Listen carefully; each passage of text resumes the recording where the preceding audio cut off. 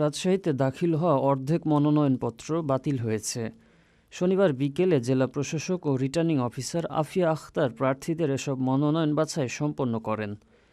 বাছাইয়ে বাতিল হয় রাজশাহীর ৬টি আসনের ৫০% প্রার্থীর মনোনয়ন। জেলা প্রশাসন ও রিটার্নিং অফিস থেকে জানানো হয়, রাজশাহীর ৬টি আসনে এবার মোট মনোনয়ন জমা দিয়েছিলেন ৩৮ জন। এর মধ্যে বৈধ হয়েছে ১৯ জনের, আর বাকি ১৯ জনের মনোনয়ন বাতিল করা হয়েছে। রাজশাহী ১ তানোর গোদাগাড়ী আসনে সর্বোচ্চ ৭ জনের মনোনয়ন বাতিল করা হয়। এদিকে বাছাই শেষে মনোনয়ন বৈধ হওয়ায় নিজেদের প্রতিক্রিয়া ব্যক্ত করেন প্রার্থীরা। নিজ নিজ আসনে জয়ের আশাবাদ ব্যক্তও করেন তারা।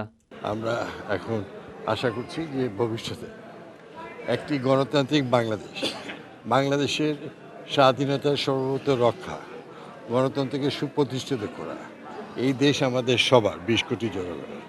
আমরা ক্ষুধামুক্ত, দারিদ্র্যমুক্ত একটি বাংলাদেশ, সবার যেন কর্মসংস্থান হয়, সবাই যেন সুখে শান্তিতে একসঙ্গে বসবাস করতে পারে, এই আমাদের সামনের দিনের লক্ষ্য। আগামীতে আপনারা দেখবেন ইনশাআল্লাহ বাংলাদেশের মানুষ পরিবর্তন চায়, উই ওয়ান জাস্টিসের পক্ষে আপনারা। অতএব আগামী দিনে সুবিচার প্রতিষ্ঠিত হবে, আর ইসলাম কায়েম হলেই সুবিচার প্রতিষ্ঠিত হয়। সেই জন্য আমরা আশাবাদী আগামী দিনে ইসলামী শাসন কায়েম হবে এবং এর মাধ্যমে সুবিচার প্রতিষ্ঠিত হবে।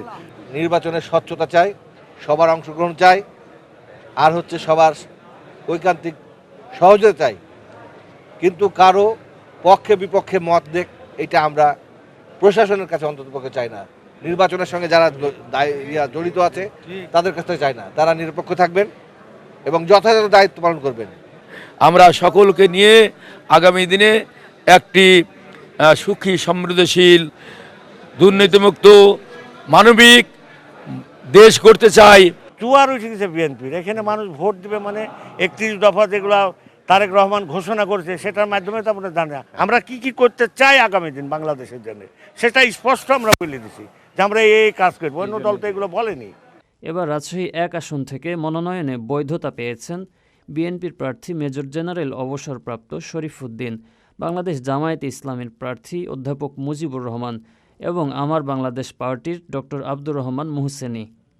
আর রাজশাহী ২ সদর আসনে বিএনপির মিজানুর রহমান মিনু, জামায়াতে ইসলামীর প্রফেসর ডাক্তার মোহাম্মদ জাহাঙ্গীর, এবি পার্টির সাঈদ নোমান, ইসলামী আন্দোলন বাংলাদেশের ফজলুল করিম এবং বাংলাদেশ লেবার পার্টির মেজবাউল ইসলাম, এছাড়াও নাগরিক ঐক্যের শামসুল আলম পেয়েছেন বৈধতা।